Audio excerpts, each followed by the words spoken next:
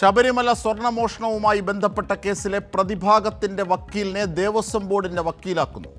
വിവാദമാകുമ്പോൾ ആദ്യം ന്യായീകരിക്കാൻ നോക്കുന്നു, പിന്നീട് അതിൽ നിൽക്കാതെ വരുമ്പോൾ ദേവസ്വം പ്ലീഡറെ സ്ഥാനത്ത് നിന്നും മാറ്റുന്നു അഥവാ രാജിവെപ്പിക്കുന്നു. KB പ്രദീപിനെ കൊണ്ട് രാജിവെപ്പിക്കുന്നു.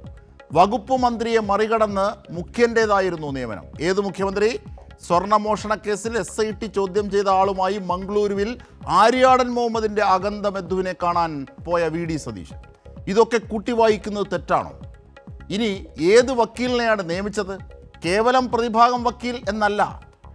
ശബരിമലയിലെ അയ്യൻ്റെ സ്വർണം കട്ട കേസിൽ പ്രതിഭാഗത്തുള്ള സ്മാർട്ട് ക്രിയേഷനായി മാധ്യമങ്ങളിൽ പോലും വന്ന് ന്യായീകരണം ചമച്ച വക്കീലിനെ.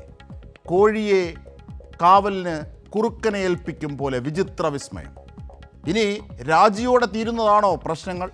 സ്വർണ്ണമോഷണവുമായി ബന്ധപ്പെട്ട ഏതൊക്കെ ഫയലുകൾ ഇതിനകം KB പ്രദീപ് കണ്ടിട്ടുണ്ടാകാം? നിർണായക ഫയലുകളിലെ വിവരങ്ങൾ ശേഖരിച്ച ശേഷമാണോ രാജിവെച്ചത്? ഇതൊക്കെ ഈ നാടിനറിയണം.